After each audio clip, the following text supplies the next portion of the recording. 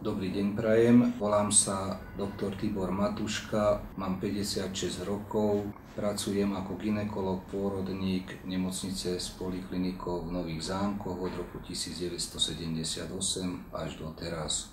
V ostatných 4 rokoch som bol zvolený za poslanca Nitrianskeho samosprávneho kraja a pracoval som hlavne na poli zdravotníctva. Z dôvodu, že sa nám nepodarilo všetko splniť tak, jak som si to predstavoval na tomto úseku, tak kandidujem znovu na miesto poslanca Nitrianskeho samosprávneho kraja.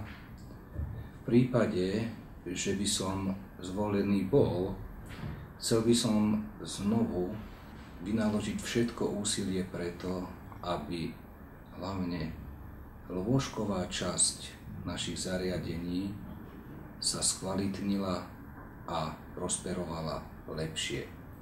Je tam veľa práce a na tej by som sa podieľať ako poslanec chcel. Ďakujem pekne.